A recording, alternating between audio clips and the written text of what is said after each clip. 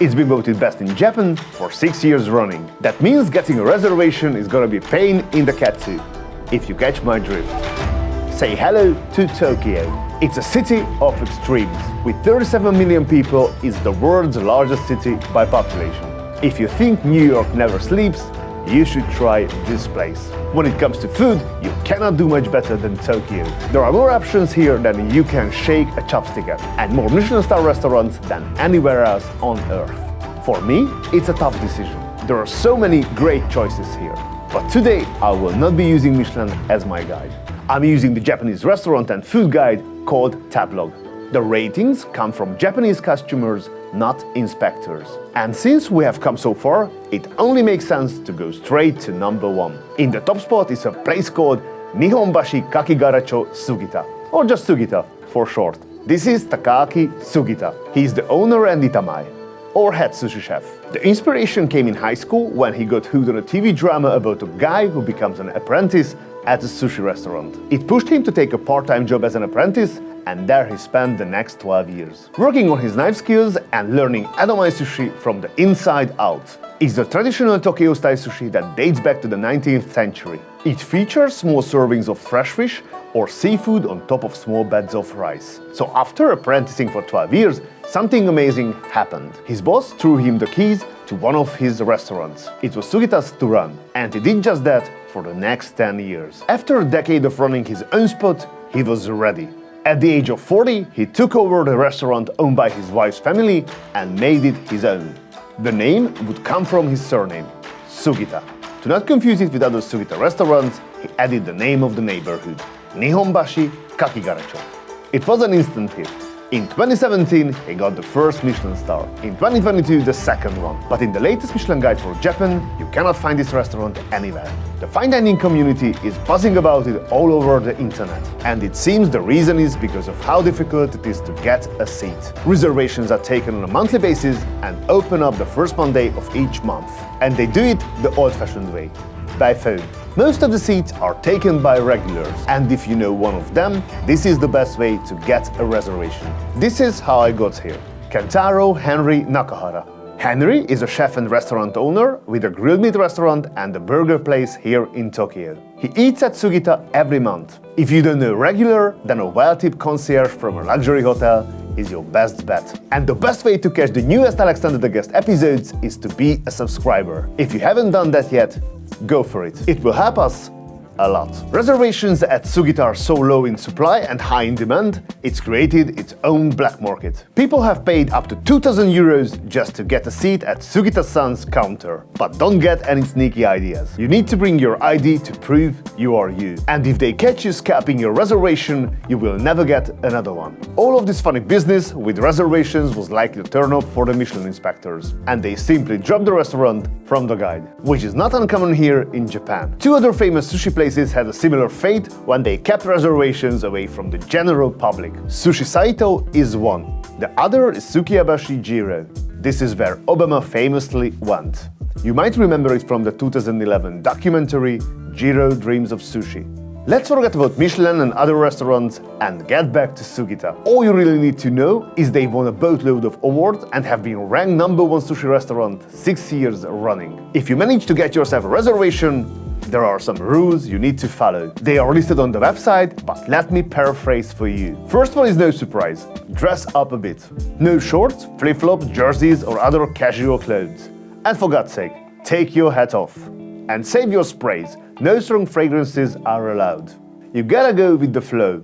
If you have a long list of allergies or food dislikes, your reservation might be refused. Because more than 50 minutes late means no sushi for you. Your reservation will be cancelled. Finally, put your phone away. We had to ask permission very nicely. From the outside, you would not know this place was famous. In fact, you would likely walk right by it. Sugita is well hidden on a quiet side street. There are no G-Wagons or Aston Martins outside to give it away either. Only the chef's humble Honda scooter waits for his return. Entering through the curtains, it opens up into a cozy but welcoming space. It is a minimalist design, which is no surprise for a traditional Japanese restaurant. An elegant counter made of hinoki wood is ready for action.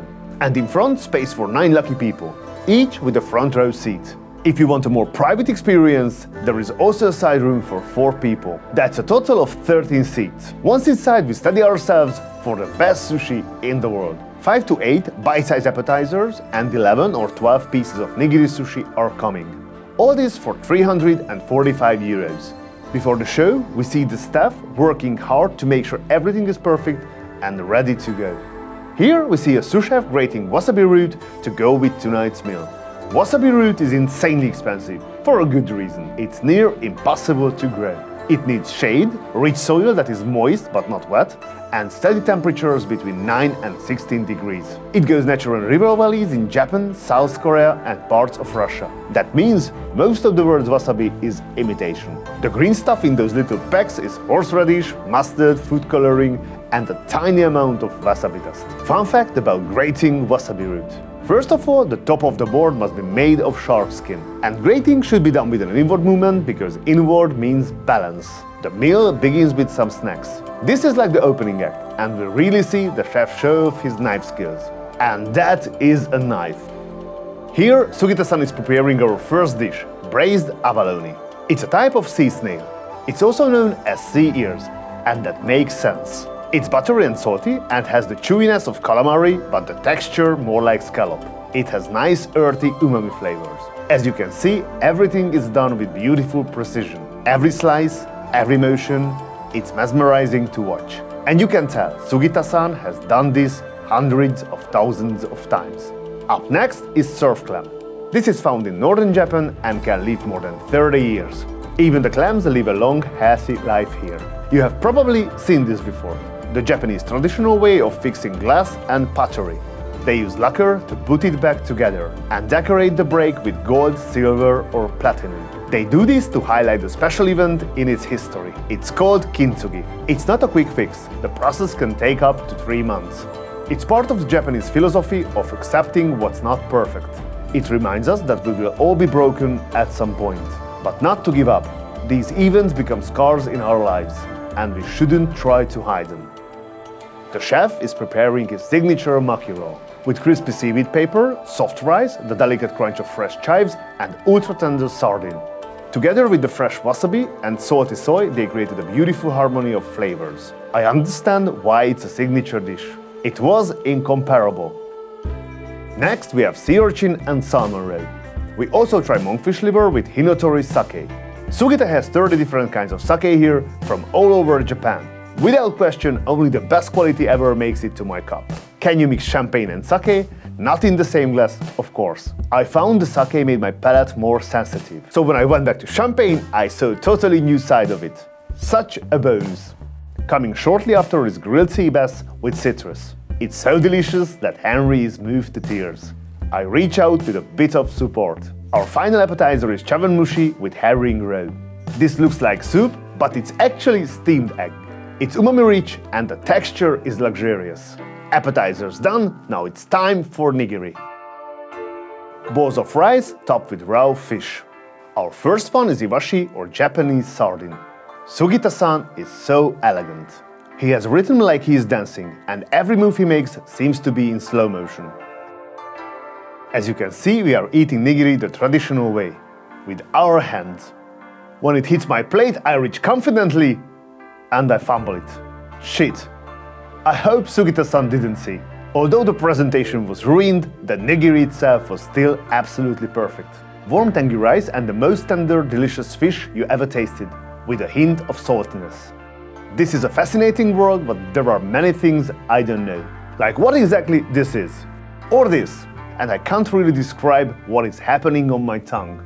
So I silently respect the depth of this cuisine, to which I can no longer see. What I do know is that each of these is gorgeous, in many ways. The delicate flavors, the elegant textures, the careful presentation will be seared into my memory for life. It's as close to tradition and perfection as you can get. The fact that this sushi has been made exactly this way for over 200 years is really special. Every move, every cut has been passed down for generations. Here, I can connect with it through the food. On a personal level, this is important. I was also lucky to share the table with an expert. Henry not only translated, but filled in the knowledge gaps, making it a history lesson and food experience in one. I loved unlocking a new side of champagne, using the sake to loosen up my taste buds. It was great fun to experiment with these two magical potions. In this traditional, quiet place, I actually had a lot of fun.